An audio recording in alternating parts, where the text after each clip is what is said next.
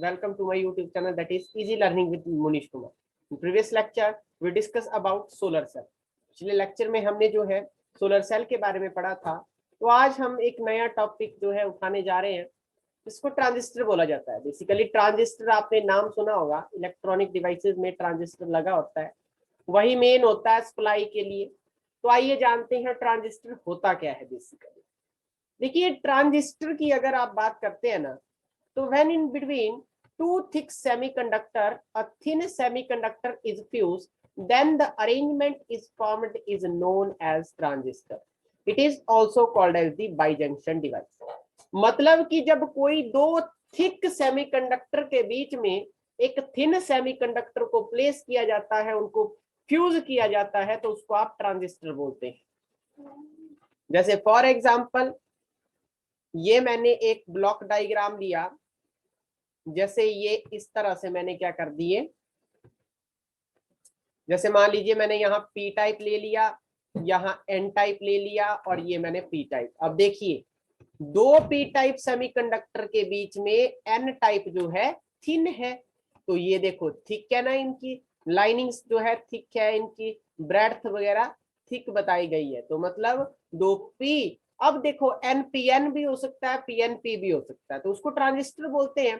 तो basically transistor आपके दो टाइप के होते हैं, one is PNP transistor and another one is the NPN transistor. अब आप समझ रहे होंगे, PNP मतलब दो P सेमीकंडक्टर को हम क्या करेंगे, आउटर साइड में प्लेस करेंगे, और दोनों के बीच में एक N टाइप सेमीकंडक्टर जो थिन होगा उसको हम बीच में रखेंगे। आप समझ सकते हैं, जिस तरह सैंडविच होता है, सैंडविच में ब्रेड जो होता है उसको आप थिक मान ले, और जो भी आपने बीच में मक्खन लगाया है, या तो आप पोटैटोज ले ले, टमाटो, तो वो थिन लेयर है, सैंडविच टाइप मॉडल आप मान के चल सकते हैं।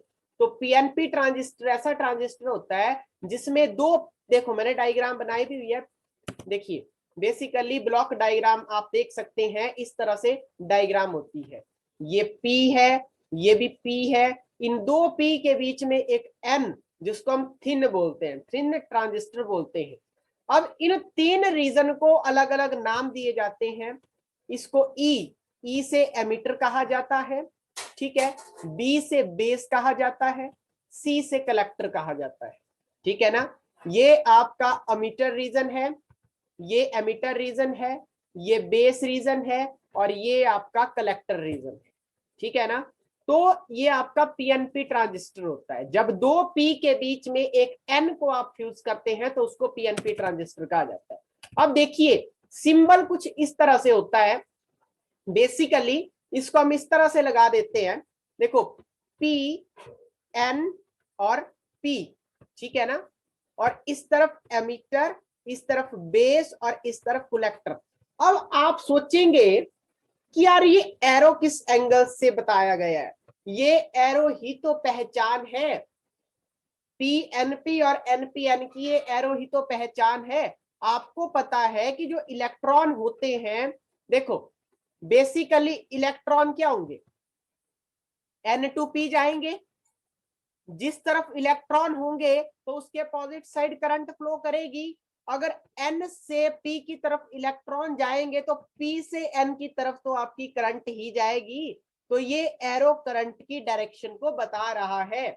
आप समझ जाएं, जब P से N की तरफ, जब P से N की तरफ करंट की डायरेक्शन दी हो तो वो आपका पीएनपी ट्रांजिस्टर होता है। P ऑब्वियसली N होगा यार, P से N की तरफ जा रहा है करंट, ठीक है ना, तो P से ही करंट N की तरफ, तो दूसरी अगर बीच में N है तो दूसरी तरफ तो P ही होगा ना। अब देखो एमिटर बेस कलेक्टर का हम पता कैसे लगाएंगे, देखो सेंटर में तो बेस ही रहेगा, बट कलेक्टर और एमिटर का फिर कंफ्यूजन है कि यार कलेक्टर हमने ऊपर क्यों लिया, एमिटर हमने नीचे क्यों लिया।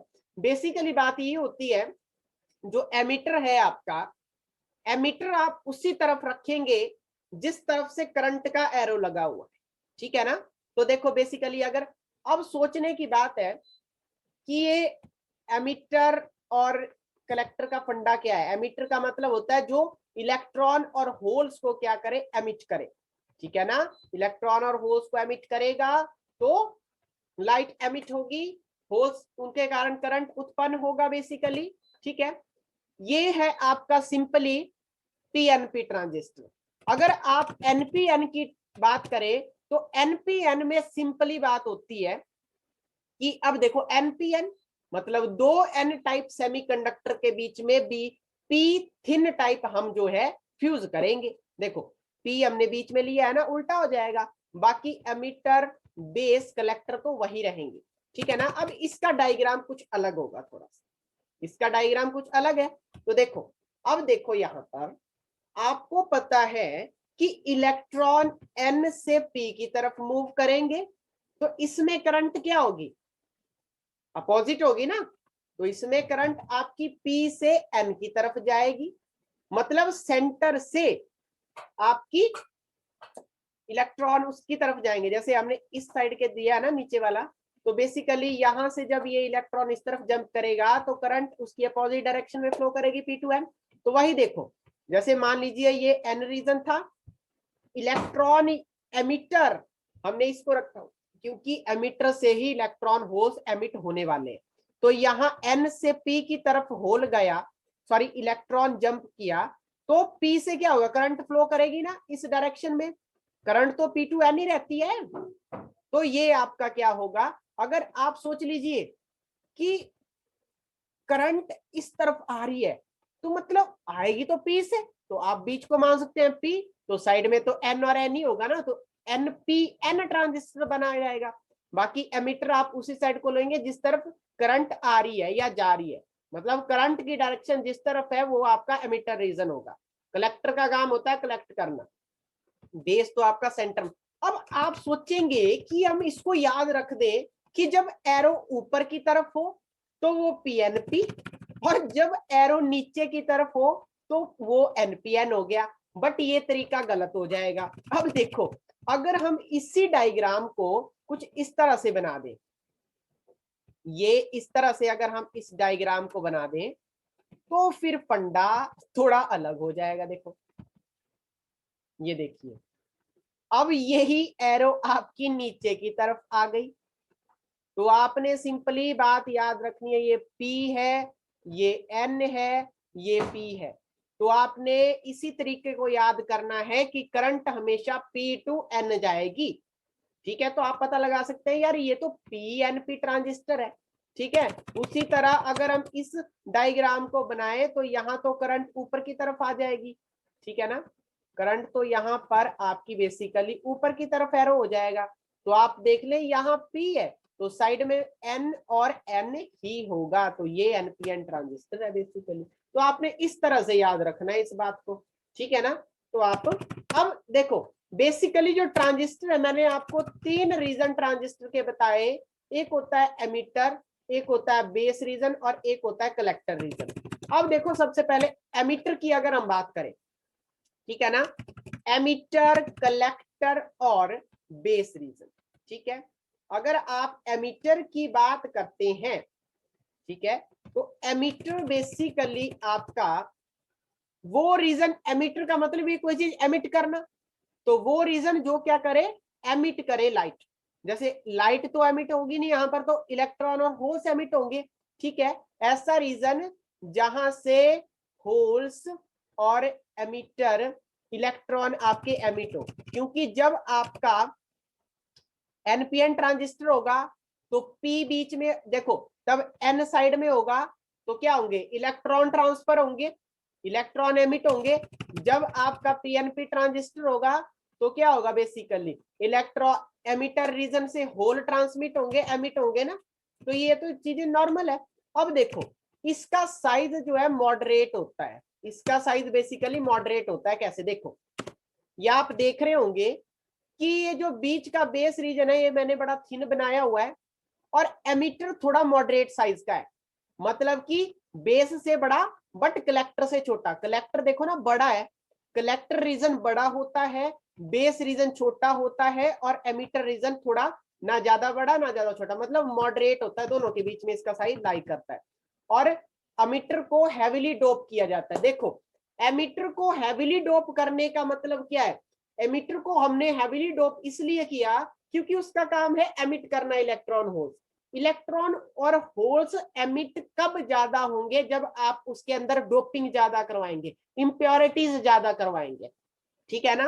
अब अगर आपका एन ट्रांजिस्टर है तो बेसिकली एमिटर रीजन पर एन टाइप है सेमीकंडक्टर, तो एन टाइप सेमीकंडक्टर में आपको पता है कौन सी इंप्योरिटीज डाली जाती है, ठीक है ना। यहाँ तो हमने इलेक्ट्रॉन्स ज्यादा जनरेट करवाने हैं तो यहाँ पर बेसिकली पेंटावेलेंट इंप्योरिटी डालेंगे। अगर आप पीएनपी की बात करें तो एमिटर रीजन में पी टाइप सेमीकंडक्टर है, तो यहाँ पर हम ट्राइवेलेंट इंप्योरिटी डालेंगे ताकि ये होल्स ज्यादा क्रिएट कर सके, ठीक है ना। तो एमिटर साइज इसका मॉडरेट होता है और हेवीली डोप्ड होता है। अब बेस रीजन की अगर बात करें, बेस रीजन सबसे मिडल लेयर होती है ट्रांजिस्टर की, और ये बड़ी पतली होती है और इसको लाइटली डोप्ड करवाया जाता है, मतलब ज्यादा डोपिंग नहीं करवाई जाती क्योंकि इसका काम कुछ नहीं होता ज्यादा, ठीक है ना। इसका काम ज्यादा कुछ नहीं होता है, बस इसने कलेक्ट और आगे पास करवाना होता है, ठीक है ना। तो लाइटली डोप्ड करवाया जाता है, ये चीजें याद रखनी चाहिए। अब अगर आप बात करते हैं कलेक्टर की, कलेक्टर का काम है होल्स और इलेक्ट्रॉन्स को कलेक्ट करना जो एमिटर ने एमिट किए हैं। अब इसका साइज लार्ज है। लार्ज क्यों है? क्योंकि भाई इसने करंट को कलेक्ट करना है, इलेक्ट्रॉन और होल्स को कलेक्ट करके रखना है, तो ज्यादा साइज चाहिए कलेक्टिंग के लिए। और इसको जो है बेसिकली मॉडरेटली डोप्ड करवाया जाता है, ज्यादा डोपिंग ना कम डोपिंग, मतलब बट बेस से ज्यादा डोपिंग और एमिटर से कम डोपिंग, ठीक है ना। मॉडरेटली डोप्ड होता है, साइज इसका बड़ा है बट डोपिंग मॉडरेट है। तो ये आपका सारा था ट्रांजिस्टर के बारे में। तो आज हमने ट्रांजिस्टर के बारे में पढ़ा। तो नेक्स्ट पार्ट में हम जो है बेसिकली पीएनपी एनपीएन इनकी कॉन्फ़िगरेशन के बारे में देखेंगे और वर्किंग देखेंगे। तो guys thank you and have a nice day and all the best.